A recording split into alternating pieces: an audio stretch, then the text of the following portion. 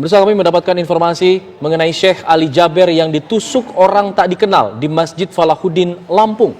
Dan untuk mengkonfirmasinya kami akan menanyakan langsung dengan Syekh Ali Jaber yang sudah tersambung melalui sambungan telepon. Assalamualaikum Syekh Ali Jaber. Waalaikumsalam warahmatullahi wabarakatuh. Bagaimana kondisi Syekh saat ini? Alhamdulillah sudah membaik dan sudah dijahit cukup dalam. Hampir kurang lebih 10 jahitan, ada 6 di dalam dan 4 di luar. Astagfirullah. Syekh, itu posisinya ditusuk di mana? Di bagian mana? Di ototnya bagian tangan kanan, bagian atas. Oke, bisa diceritakan kronologi kejadiannya Syekh? Ini di Masjid Salahuddin seperti kegiatan biasa. Kita ikut safari dakwah dan saya mengawali acara untuk jamaah untuk jaga protokol kesehatan, jaga jarak. Kemudian kita mulai, saya memanggil seorang anak usia 9 tahun untuk tes bacaannya. Karena dia kan ikut wisuda. Okay. Dan sambil saya bantu dia untuk memperbaiki bacaannya, meluruskan hurufnya. Dan begitu selesai, saya minta HP-nya ibu si anak ini untuk foto bersama lah buat kenang-kenangan. Ternyata ibu ini HP-nya full, tidak bisa foto. Makanya saya minta sama jamaah menarah ke kiri, jamaah boleh pinjam HP-nya. Kasihan anak ini biar bisa dapat foto sekalian. Mudah-mudahan menjadi anak hafizah. Pas saya fokus ke kiri, kemudian menarah sekalian ke kanan untuk melihat siapa jamaah yang membawa HP-nya pinjam. Tiba-tiba di atas panggung ada orang lari. Kemudian karena posisi panggung ini cukup dekat dengan jalan. Karena posisi acara di luar, di lapangan masjid, bukan di dalam masjid. Yeah. Makanya orang Belapo itu cukup gampang untuk bisa masuk. Karena tidak ada terhalang dengan jamaah atau kursi-kursi. Tapi subhanallah qadarullah ketika menarah ke kanan, saya tiba-tiba kaget melihat ada orang sudah di atas, di hadapan saya, dan saya langsung qadarullah respon. Kalau saya tidak lihat ke kanan, mungkin bisa qadarullah ke leher saya atau ke dada saya. Tapi subhanallah saya angkat tangan, makanya dia tusuk ke tangan. Maka begitu saya lawan, batah pisaunya ke dalam otot saya di kanan, bagian kanan. Baru subhanallah jamaah langsung amankan dan tangkap dia.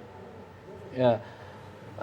Jadi bisa dipastikan pelaku ini bukan bagian dari acara ini atau datang dari luar begitu? Ya, kelihatan dari luar karena dia lari. Dia lari. Cuman ke posisi jamaah cukup fokus karena kita lagi bukan lagi ceramah tapi lagi diskusi dengan jamaah, berdialog dengan jamaah. Makanya jamaah banyak fokus ke saya, tidak memperhatikan. Dan ini kejadian pertama kali barangkali, apalagi posisi saya di panggung cukup dekat jalan gitu. Iya, bisa dipastikan Syekh pelaku ini benar-benar satu orang? Yang kita ketemu tadi satu orang. Apakah ada orang lain, mungkin mereka lepas diri atau larikan diri dari tempat. Tapi yang kita lihat ini ada satu orang dan langsung diamankan. Ya, jujur saja kasihan pas lihat jamaah menghajar dia dan mukul dia. Saya bilang jangan, amankan aja dulu biar ini tugas polisi. Jangan kita main hukum sendiri. Iya, Syekh mendengarkan informasi tidak Syekh? Siapa sebenarnya pelaku ini?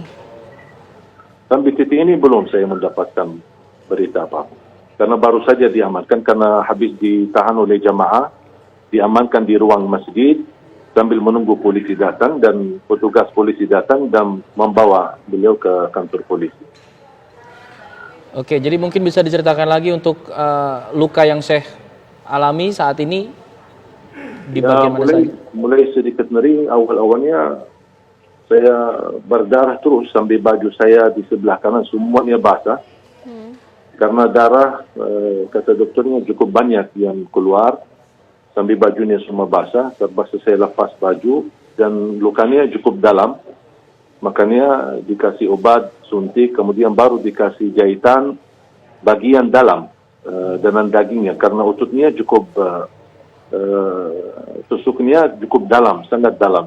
Makanya dokternya pun bisa menobati tambah harus ada suntik dan dikasih obat. Baru kemudian di jahitan bagian dalam kurang lebih ada 6 Kemudian baru di bagian di luar ditutupi 4, jadi semuanya 10.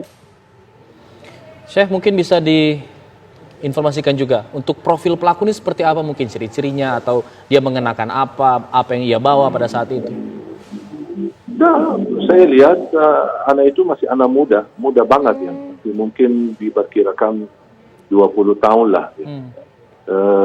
Orangnya kurus banget. Jadi saya merasa orang ini kalau saya lihat ya dari wajahnya dia ketika saya berhadapan dan diamankan, nampaknya bukan mudah untuk melakukan hal seperti ini. Pasti ada kedorongan atau ada yang menyuruh atau ada apa ya gitu. Jadi karena saya lihat dari segi mohon maaf fisiknya, dari segi ini mungkin dia bisa dengan cara mudah. Butuh mental yang kuat untuk melakukan hal seperti ini. Ada yang ia teriakan atau omongkan ketika melakukan perbuatannya itu, Syekh?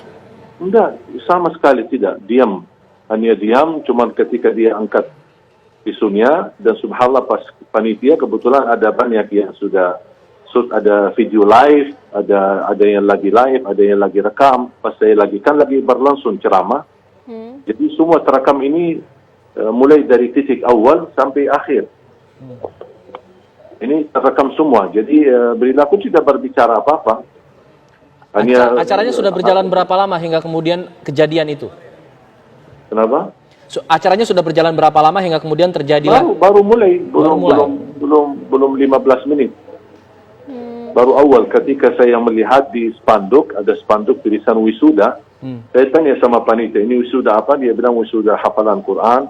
Udah, mana salah satu anak boleh naik panggung, saya mau tes bacaannya. Dan alhamdulillah posisi si anak ini ada di sebelah kiri, bukan di sebelah kanan. Iya. Baik, terima kasih banyak Syekh Ali Jaber. Kita doakan insya Allah Syekh Ali cepat diberikan kesembuhan. Dan kejadian seperti ini tidak terjadi lagi ya. Jangan sampai terulang lagi. Semoga jadi peringatan untuk semua pihak. Terima kasih. Assalamualaikum.